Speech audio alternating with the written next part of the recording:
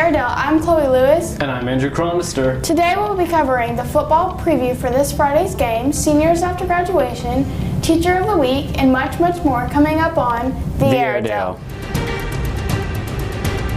Directly from the Alma High School News Studio, covering news and sports from where it matters.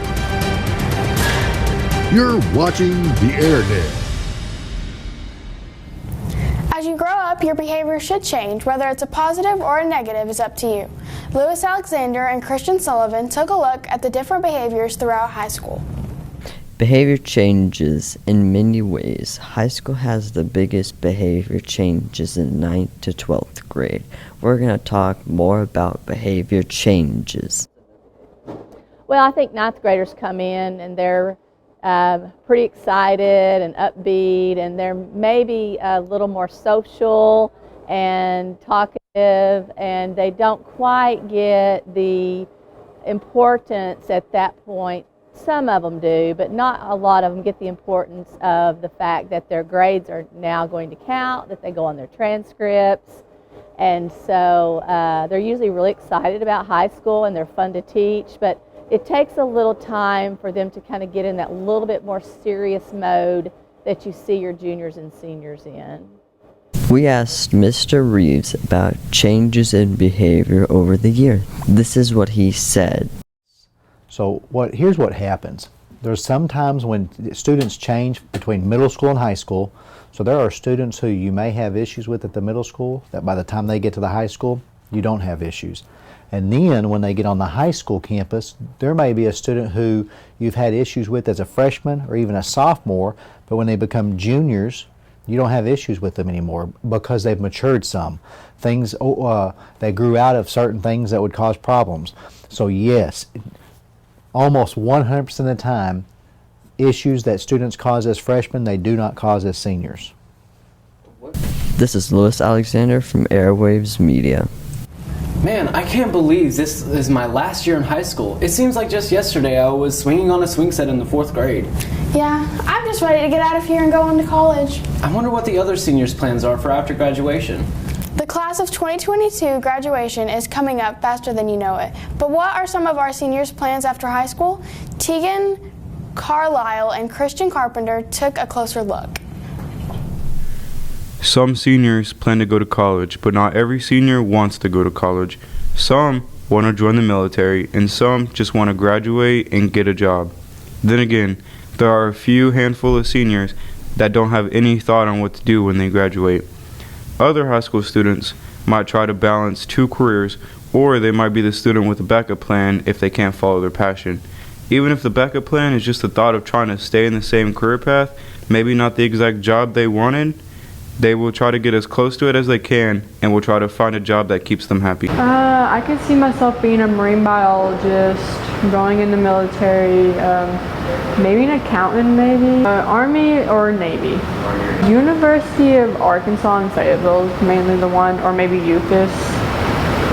Well, I mean, if I go into college and I'd be a marine biologist, I'm gonna go find a job that involves marine biology, like in probably Florida or California maybe.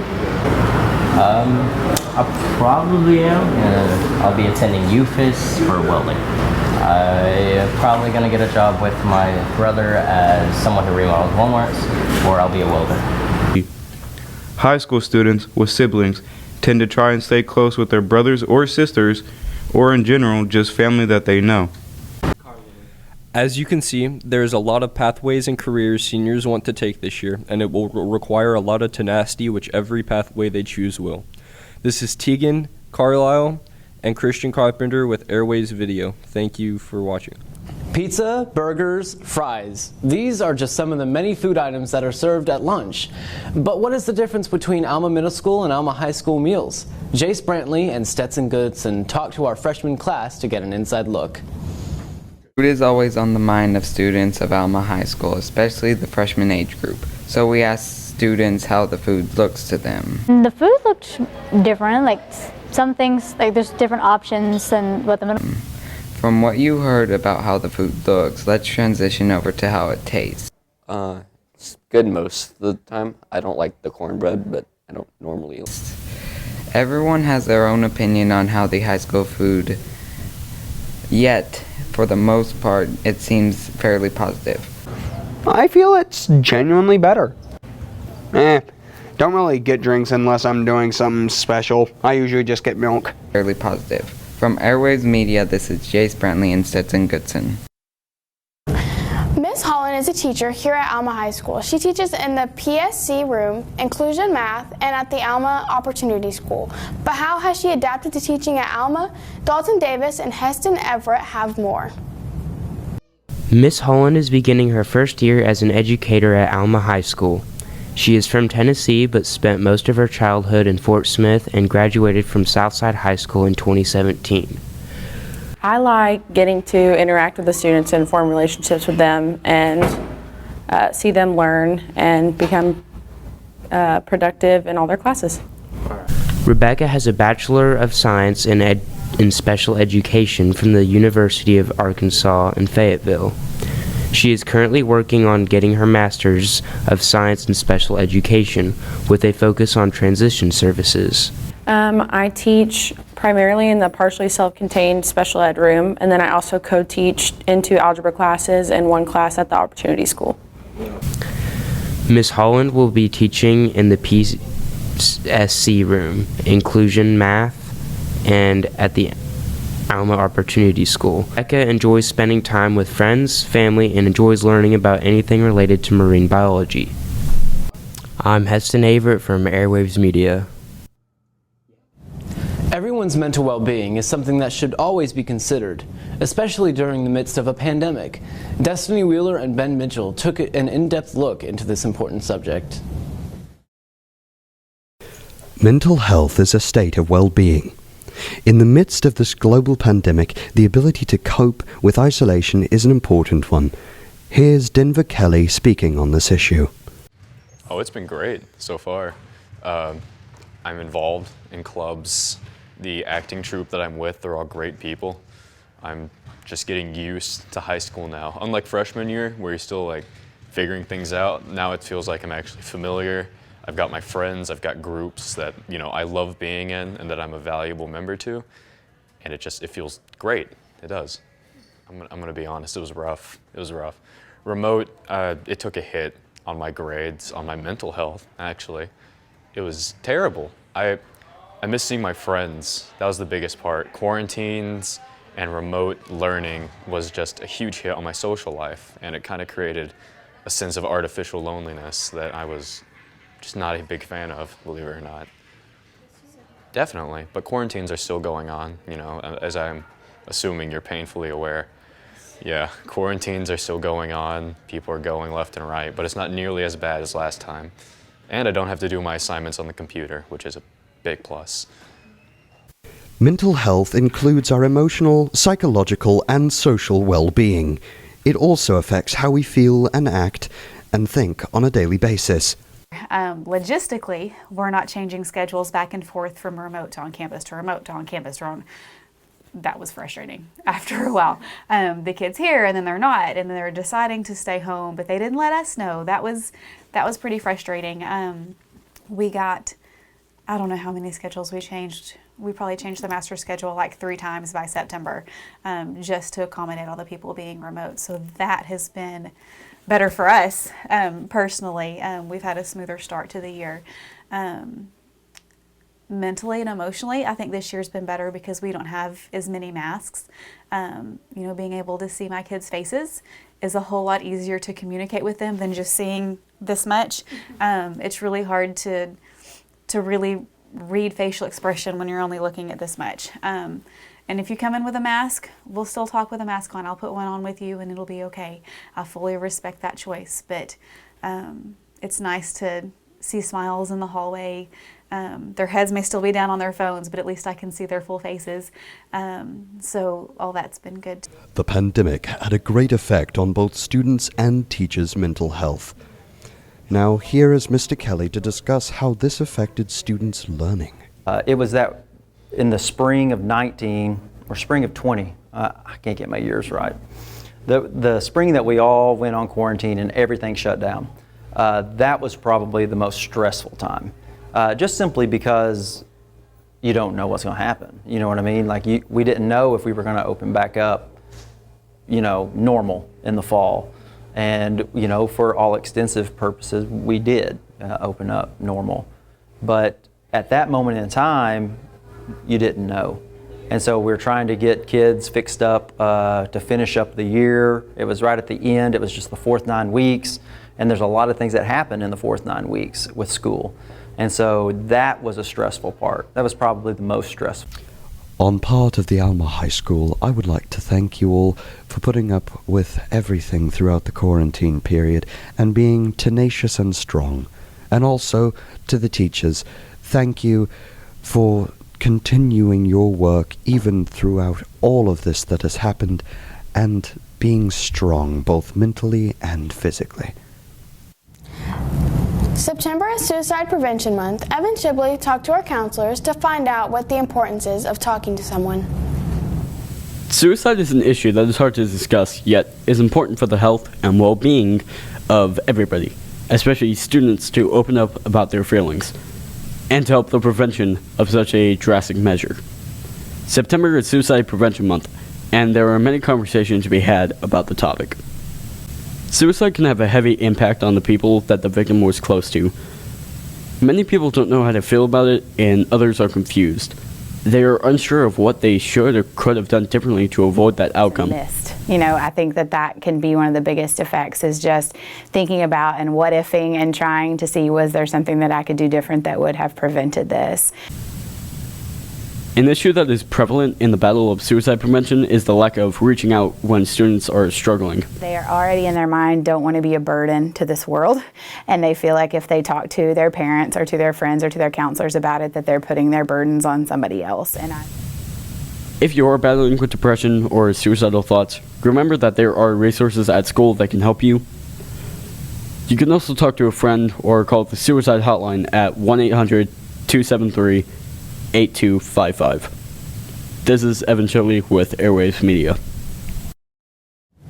The Alma High School Choir has an incredibly talented group of students, and they traveled to Springdale to sing for the masses at Arvest Ballpark. Brianna Langston took a closer look. The beautiful sound of the Alma Chambers Choir were heard during the Arkansas Natural game on September 15th as they sung the national anthem before the game. So we're really looking forward to this performance, and it's kind of it's our first performance this year outside of the school district, and we're excited to do it. Mr. Whitworth says they are mentally and physically ready to sing anywhere they can perform. Not being able to sing last year and singing in masks was a huge drain on us physically and mentally and spiritually. This is Brianna Langston with Airwaves Media. You know what's crazy? That it's impossible to hum while you hold your nose? No. Then what's crazy? How much the school has changed. Yeah, I feel like it changes every year. No, but like how much has changed in 50 years? Sarah Nutt and Seth Canales talked to our staff to find out. Alma High School has had a lot of changes over the years. Changes range from the Charles B. Dyer Arena to rules about cell phones. We asked some teachers and people that have worked here for a while, and they had some pretty interesting things to say. That was such a slow evolution that at first I wasn't aware of the impact it would have on kids. At first, kids that had them, it was kind of strange because, you just didn't, they were very expensive, and just a lot of kids didn't have them when they first became invented. Now you don't pay that much attention to them. You might have been wondering about the Charles B. Dyer Arena. The arena was made in honor of him because of how important he was to the school district. He was a superintendent for 43 years, and he helped develop laws affecting public schools. The Heirloom store was added in 2016, being the only store in the U.S. with an Airedale as a mascot. It's a student-managed store run by DECA. They sell t-shirts, sweaters, hats, and more. The yearbooks have also changed a lot over the years. This is a yearbook all the way from 1937. The school used to look like this in 1940. As you can see, a lot has changed at Alma High School. I'm Sarah Nutt with Airwaves News. This Friday, the Alma Airedales will take on the Rogers Heritage War Eagles at home. But how are the coaches feeling about this week's game?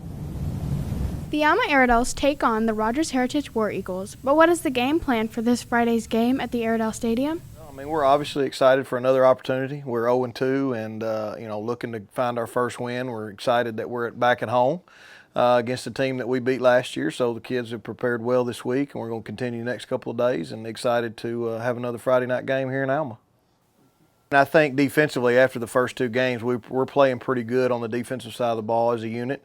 We've given up a few big plays, which have hurt us in the first 2 games. But right now, defensively, we kind of feel real comfortable with where we're at. And offensively, we're struggling a little bit, but we're trying to get the ball moving a little bit and trying to get some first downs and score. Here are just some of the plays from last year's games at Rogers Heritage High School. Down to Coursey, complete, touchdown Alma! Jacob Coursey with a beautiful pass. 53-yard touchdown completion from Connor Stacy to Jacob Coursey with 8:57 to play. Outside, across the 15, going to be knocked out of bounds. And now, even though the quarterback was knocked out of bounds, the official, Hensley, hands off, right up the middle. Across the 20 to the 25. Coursey at the 5, the 10, the 15. The 20. Connor gets the snap. Chronister gets the call. Inside the 5. Touchdown, Alma! Logan Chronister carries it in from 11 yards out. Right-footed kicker. Smashes this one. It's going to be returned from the 2 to the 10, 15, 20. Nice hard hit and stop by Landon Burkhardt. And Burkhardt, Blanco gets the call, trying the outside. Moves it into Alma's end of the football field and knocked out of bounds at the 44-yard 10 and brought down immediately. Great play by Alma. Will have a chance to score and win this ball game. Wow. Kick is up. And it is good! Alma wins the ball game. Alma wins. Dane Martin puts it through in overtime for a Airedale victory, 17-14. A quick time. I'm Chloe Lewis from Airwaves Media. Here at Alma High School, there are many different clubs to be a part of, but how fun are they? And what are the benefits of it? Michael Farrell talked to the leaders of the clubs to find more. The club fair this year has had more clubs than ever. For example, esports is a new club and was very popular. Okay, so esports is all about just playing video games related for competition. We play games like Rocket League, and we just want to compete and see how good we can get. And it's not really the competitive side of it, it's more of just developing those team skills. And we accommodate anyone who wants to play. So if you want to play, you have no experience, that's fine, we'll get you caught up on it. The TSA is a club for everyone that wants to do anything with technology, no matter who you are. Technology is kind of taking over the world right now, and not a lot of people understand it, and not a lot of people are interested in it. And TSA, we're getting more people into it. It's not only about technology, it's about learning to lead. It groups all those nerds that people don't really, pay a lot of attention to, and it groups them together. DECA is a marketing club that goes to several different competitions and also does fashion merchandising. So DECA is an association of marketing students and marketing faculty that look to have a dream and look to continue in business or finance or whatever you seek. The National Honor Society is an invitational club that you can join, and you can put it on your college application to make it look better. NHS is National Honor Society, and it is a national organization of which Alma has a charter, and it is a prestigious group that is dedicated to service and academics and character. This year's club fair has had an amazing turnout. This will end up being a great year for all of our clubs at Alma. This has been Michael Farrell with Airways Media, signing out. Law enforcement is an integral part of every community. Ethan Moore and Remy Scarber spoke to the Alma School Resource Officer about his role in keeping our community safe. Law enforcement is an important part of any community, and so is school resource officers that help keep students and faculty safe. For the safety of everyone in the school district, it is important to have law enforcement officers to help enforce the rules. I joined the law enforcement at the beginning of my career because I was looking for a better job. I was working at a convenience store and didn't have good hours or good pay or good benefits, and there was a job opportunity came open at the local sheriff's department, and so I applied and got the job. The importance of law enforcement is that a lot of the times goes unrecognized, but Officer Mark House is one of the that we should all appreciate here at the Alma School District. Well, I really enjoy working with young people, and I enjoy the educational environment. And so when this position came open, I applied for it because it's the best job at the police department. What's important to follow the rules? Well, if you follow the rules, you don't get in trouble. Life is a series of choices, and if you make good choices, you reap the rewards of your good choices. And if you make bad choices, then you suffer the consequences of your bad choices. I am Ethan Moore for Airways Media. Watching a movie is a great way to entertain oneself, yet the industry has changed drastically, especially after the pandemic hit. Many have chosen to watch new movie releases via streaming services like HBO Max, Disney Plus, and more. Grayson Hopper and Tyler Wilcox took a look at this current trend.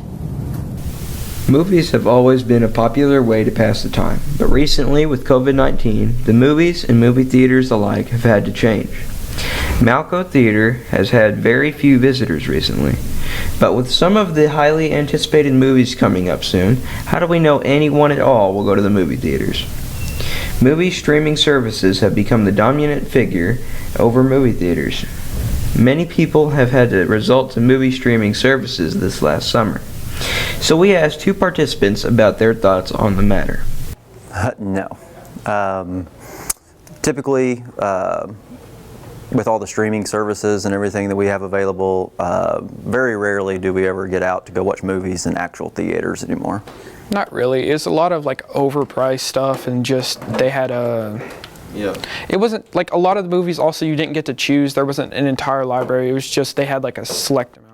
There's so much that's available through the streaming process that I can see how going out to an actual theater to watch a movie has had a big impact on that industry.